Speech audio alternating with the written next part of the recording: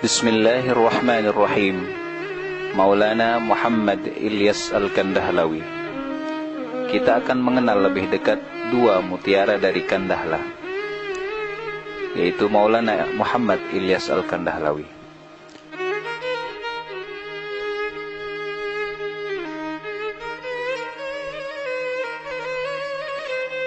Maulana Muhammad Ilyas Al-Kandahlawi adalah seorang penggagas usaha dakwah dan tablik yang telah menyebar ke pelosok-pelosok dunia ini.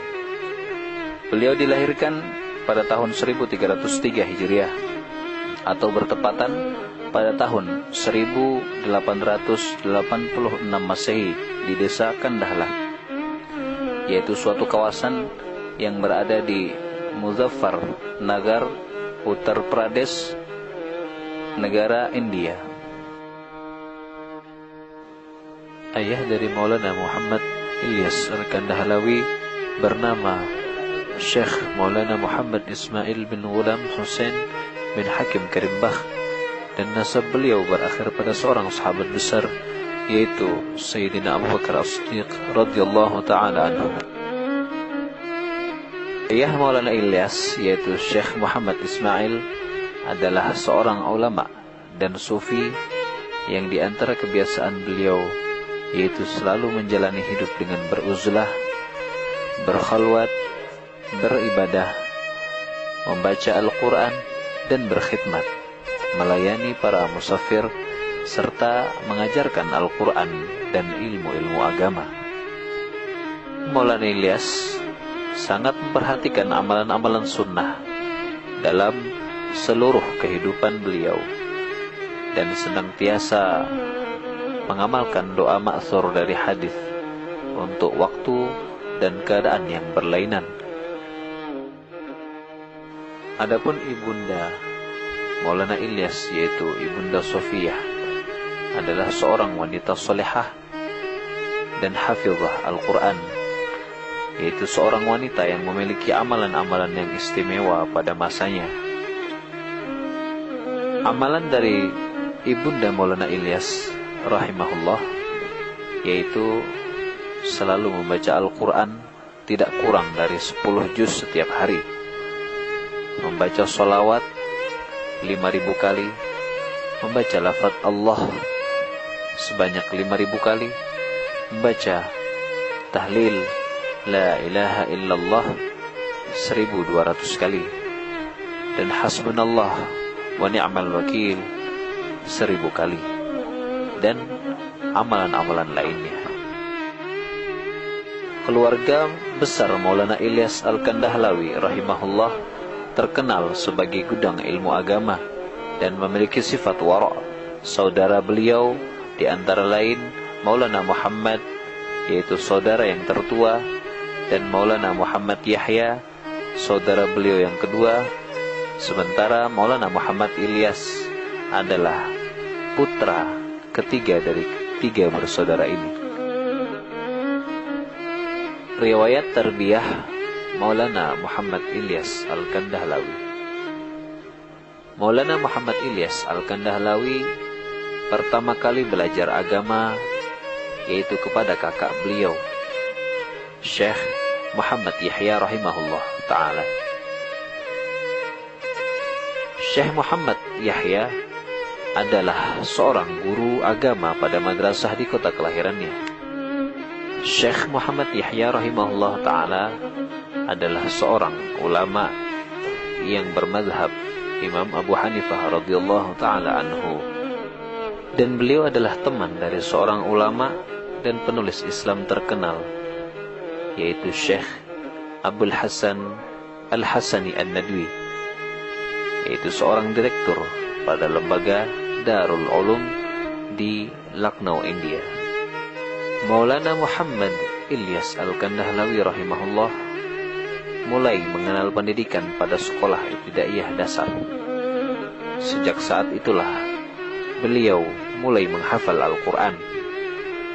Hal ini disebabkan pula oleh kebiasaan yang ada di dalam keluarga Syekh Muhammad Ismail, yang kebanyakan dari mereka adalah hafiz Al-Quran, sehingga diceritakan bahwa di dalam sholat berjamaah, separuh shaf bagian depan semuanya adalah hafidh Al-Quran terkecuali muadzinnya saja. Sehingga Alamah Syekh Mahmud Hasan, yaitu seorang ulama besar dalam urusan ilmu hadis pada madrasah Darul Ulum Deoband, India, yang dikenal sebagai Syekhul Hind, guru besar India, beliau mengatakan, sesungguhnya apabila aku melihat Maulana Ilyas Al-Kandahlawi, aku teringat akan sahabat-sahabat baginda Nabi Sallallahu Alaihi Wasallam.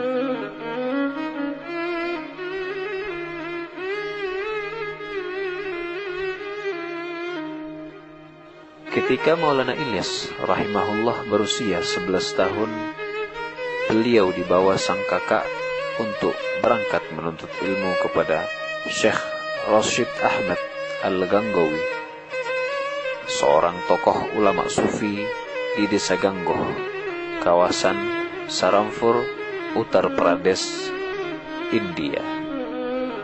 Di samping itu, Maulana Muhammad Ilyas Al-Kandahlawi mempunyai banyak pengalaman-pengalaman rohani. Beliau pernah suatu ketika di saat beliau tengah berzikir dan tawajuh kepada Allah Subhanahu wa taala, Maulana Ilyas rahimahullah merasakan beban yang berat di hatinya. Maka hal yang seperti itu beliau adukan kepada Maulana Gangowi.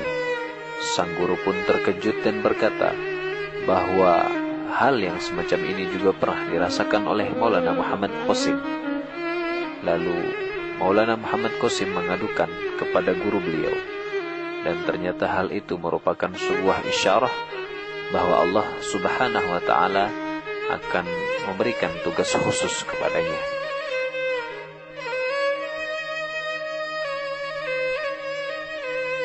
Di saat Maulana Ilyas masih di dalam tahap belajar menuntut ilmu agama, beliau banyak sekali menanggung sakit yang amat memilukan, sehingga banyak teman-teman beliau yang menyarankan kepada beliau untuk berhenti sementara waktu belajar ilmu agama. Namun Maulana Ilyas rahimahullah menjawab, apa gunanya aku hidup jika dalam kebodohan? Dengan izin Allah Subhanahu wa taala, Maulana Ilyas pun menyelesaikan pelajaran hadis syarif, Jami' Tirmidzi dan Sahih Bukhari, dan dalam jangka waktu 4 bulan beliau sudah menyelesaikan Kutubus Sittah. Setelah guru Maulana Ilyas rahimahullah yang tercinta meninggal dunia, yaitu Syekh Rashid Ahmad Gangowi, beliau pun melanjutkan belajar beliau kepada Syekh Maulana Khalil Ahmad As-Saramfuri, yaitu seorang ulama besar penulis kitab Badhul Majhud, syarah hadis Sunan Abu Dawud. Sehingga semakin bertambah ilmu yang dimiliki Maulana Ilyas, membuat beliau semakin tawadhu.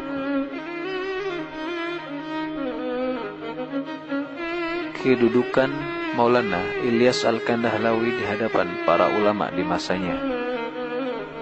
Ketawaduan Maulana Ilyas rahimahullah di usia mudanya menyebabkan beliau dihormati di kalangan para ulama dan masyayikh.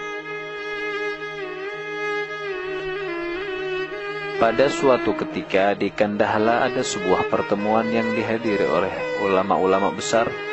Di antaranya terdapat nama Syekh Abdurrahman Ar-Raifuri, Syekh Khalid Ahmad As-Saramfuri, dan Syekh Ashraf Ali At-Tanwi. Kemudian tibalah waktu sholat asar. Mereka meminta Maulana Ilyas untuk mengimami sholat tersebut. Hal ini menunjukkan betapa tingginya posisi Maulana Ilyas Al-Kandahlawi di hadapan tokoh-tokoh ulama pada masa itu.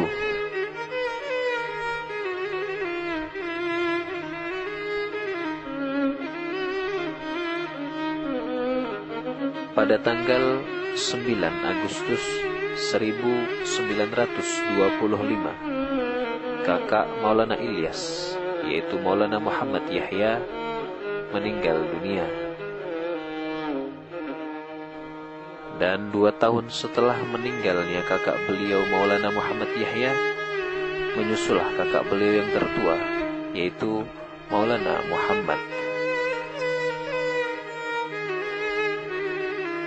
Setelah kepergian Maulana Muhammad, masyarakat pun meminta kepada Maulana Ilyas Al-Kandahlawi untuk menggantikan kakak beliau di Nizamuddin. Padahal pada waktu itu beliau sedang menjadi salah seorang pengajar di Madrasah Madzahirul Ulum, mendirikan maktab madrasah di Mewat. Pada akhirnya, setelah Maulana Ilyas mendapatkan izin dari Maulana Khalil Ahmad rahimahullah, dengan pertimbangan jika tinggalnya Maulana Ilyas di Nizamuddin membawa manfaat, maka Maulana Ilyas pun akhirnya pergi ke Nizamuddin. Beliau pergi menuju madrasah warisan ayah beliau yang kosong akibat lama tidak dihuni. Dengan semangat mengajar yang tinggi, Maulana Ilyas pun akhirnya membuka kembali madrasah tersebut. Karena semangat yang tinggi untuk memajukan agama, beliau pun mendirikan maktab di Mewat. Tetapi kondisi geografis yang agraris menyebabkan masyarakatnya lebih menyukai anak-anak mereka pergi ke kebun atau ke sawah daripada ke madrasah atau ke maktab untuk belajar agama, membaca atau menulis. Dengan demikian, Maulana Ilyas rahimahullah meminta orang Mewat untuk menyiapkan anak-anak mereka untuk belajar dengan pembiayaan yang ditanggung oleh Maulana Ilyas sendiri. Pada akhirnya 10 maktab berhasil didirikan oleh Maulana Ilyas Al-Kandahlawi, sehingga dengan kegigihan Maulana Ilyas lahirlah beratus-ratus maktab selepas itu. Namun semua kemajuan yang telah dicapai itu ternyata belum sepenuhnya memuaskan hati Maulana Ilyas. Beliau pun melihat bahwa madrasah juga belum dapat bebas dari pengaruh lingkungan masyarakat yang begitu jahil dan begitu jauh dari agama, sehingga para santri yang telah menyelesaikan pendidikannya pun tidak sepenuhnya dapat menyumbangkan ilmunya untuk usaha meningkatkan iman. Kesimpulannya, madrasah-madrasah yang ada itu tidak mampu mengubah warna dan gaya hidup masyarakat.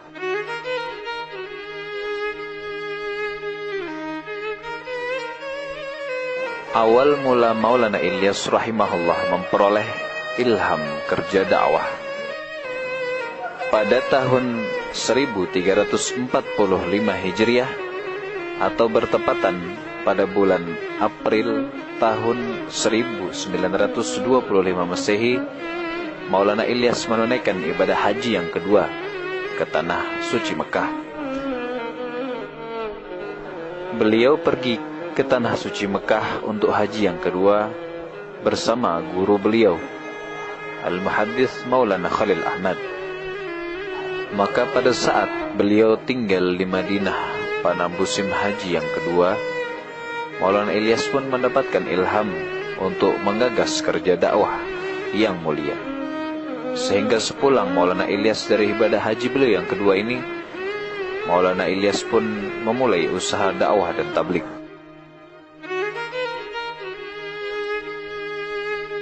Beliau pun memulai usaha dakwah yang mulia di kota Mewat.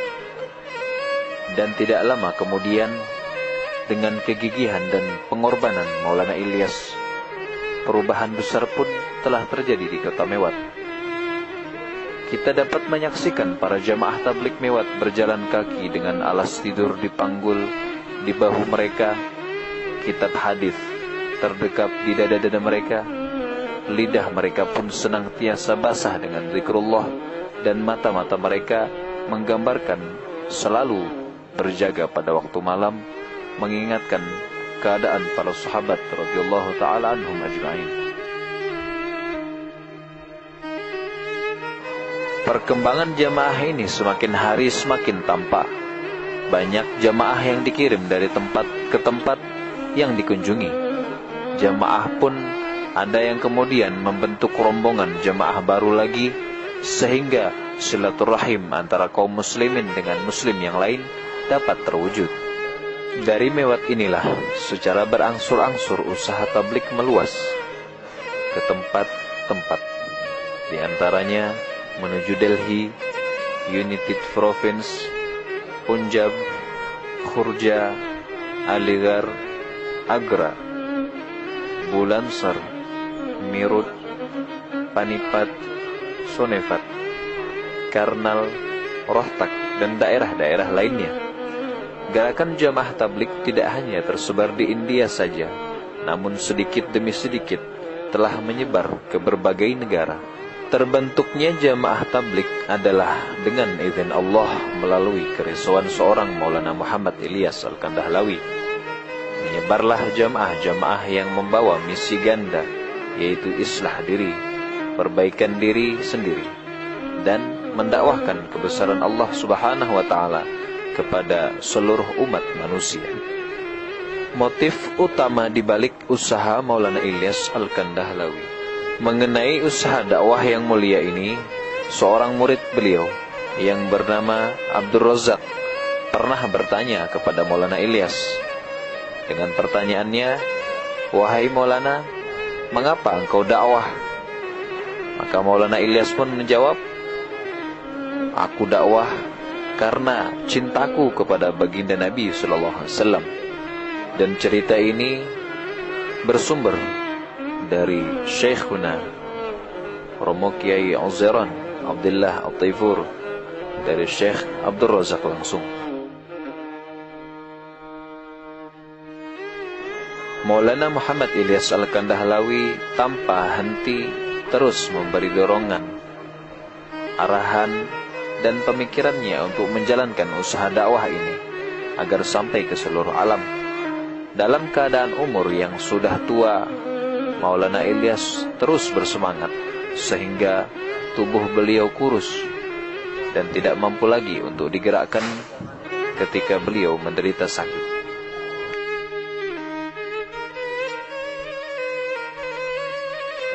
Akhir riwayat perjalanan Maulana Ilyas Al-Kandahlawi, yang di sekeliling beliau pun berkata bahwa pakaian yang dikenakannya masih dalam keadaan suci. Kemudian beliau pun turun dari dipan, berwudu, dan mengerjakan salat isya dengan berjamaah.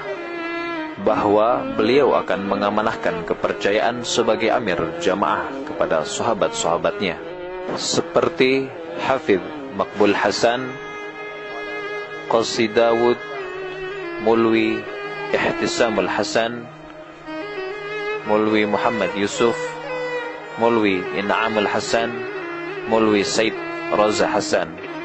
Pada saat itu terpilihlah Mulwi Muhammad Yusuf sebagai pengganti Maulana Muhammad Ilyas Al-Kandahlawi dalam memimpin usaha dakwah dan tabligh.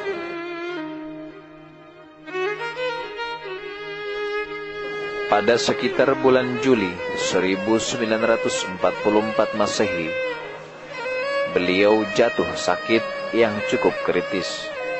Kondisi tubuh Maulana Ilyas yang telah lemah merupakan bukti nyata bahwa beliau bersungguh-sungguh menghabiskan waktu beliau untuk berdakwah khuruj fi sabilillah, mengembara dari satu tempat ke tempat yang lain bersama dengan jamaah untuk mendakwahkan kebesaran Allah dan kalimat la ilaha illallah Muhammadur Rasulullah.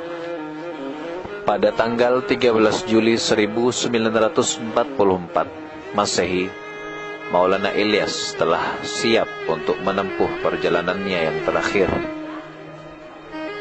Beliau pun bertanya kepada salah seorang yang hadir, "Apakah besok hari Kamis?" Yang di sekelilingnya menjawab, "Benar." Kemudian beliau berkata lagi, "Periksalah pakaianku, apakah ada najisnya atau tidak?" Yang di sekeliling beliau pun berkata bahwa pakaian yang dikenakannya masih dalam keadaan suci. Kemudian beliau pun turun dari dipan, berwudu, dan mengerjakan salat isya dengan berjamaah. Beliau pun berkata, "Yang ada di sekelilingku ini pada hari ini hendaklah menjadi orang-orang yang dapat membedakan antara perbuatan setan dan perbuatan malaikat Allah Subhanahu wa Ta'ala." Pada pukul 24.00 beliau pun pingsan namun kata-kata Allahu Akbar terus keluar dari lisan beliau yang mulia. Ketika malam telah menjelang pagi, beliau mencari putranya Maulana Muhammad Yusuf Al-Kandahlawi dan Maulana Ikramul Hasan. Ketika Maulana Ilyas telah berjumpa dengan putra beliau, maka beliau pun berkata, "Kemarilah kalian, aku ingin memeluk kalian. Tidak ada lagi waktu setelah ini. Sesungguhnya aku akan pergi." Akhirnya Maulana Ilyas pun menghembuskan napas beliau yang terakhir. Beliau pulang ke rahmatullah sebelum azan subuh. Seorang pengembara yang amat lelah, yang mungkin tidak pernah tidur dengan tenang, kini sampai ke tempat tujuannya.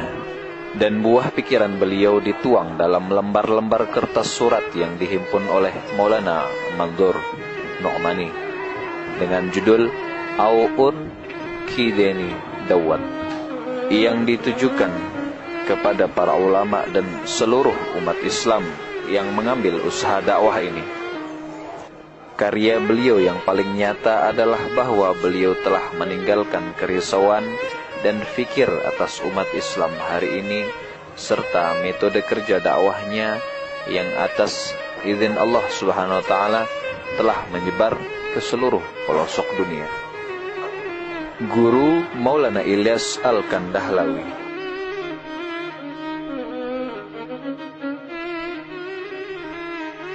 Di antara guru-guru Maulana Ilyas rahmatullah alaih, yaitu ayah beliau sendiri, Maulana Muhammad Ismail, kakak beliau Maulana Muhammad Yahya, Al-Syekh Al-Muslih Al-Kabir Rashid Ahmad Al-Ganggawi, Al-Syekh Al-Muhaddith Khalil Ahmad As-Saramfuri, yaitu penyusun kitab Bazlul Majhud, syarah kitab Sunan Abu Dawud, dan lain-lainnya.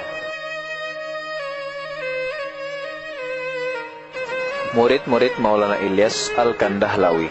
Adapun murid-murid Maulana Ilyas tidak tercatat secara detail dikarenakan begitu banyaknya pendatang dari pelosok-pelosok India, bahkan dari luar India. Namun yang paling menonjol di antara sekian banyak murid Maulana Ilyas, di antaranya Al-Muhaddith Maulana Muhammad Yusuf Al-Kandahlawi, putra dari Maulana Ilyas sendiri, yaitu yang menyusun kitab Hayatus Sahabah.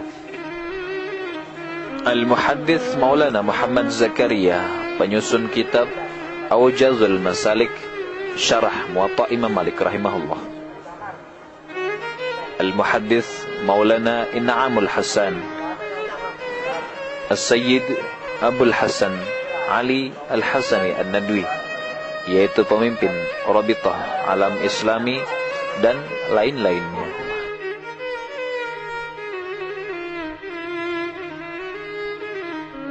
Thariqah Maulana Ilyas Al-Kandahlawi. Selain dikenal sebagai mujaddid, ahli dakwah, muhaddits, Maulana Ilyas juga seorang guru mursyid dari 4 thariqah mu'tabarah, yaitu thariqat Naqsyabandiyah, thariqat Qadiriyah, thariqat Justiyah, dan thariqat Syahrawardiyah.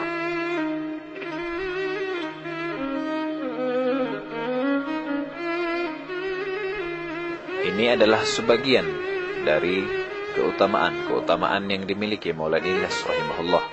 Semoga kita semua mendapat limpahan barokah dari Maulana Ilyas, sehingga kita dapat meneruskan perjuangan dan fikir beliau yang mulia. Amin ya rabbal alamin. Terima kasih atas perhatiannya. Semoga apa yang telah kita dengarkan menjadi sifat di dalam diri kita. Amin ya rabbal alamin. Jazakumullah khairal jaza. Wassalamualaikum warahmatullahi wabarakatuh.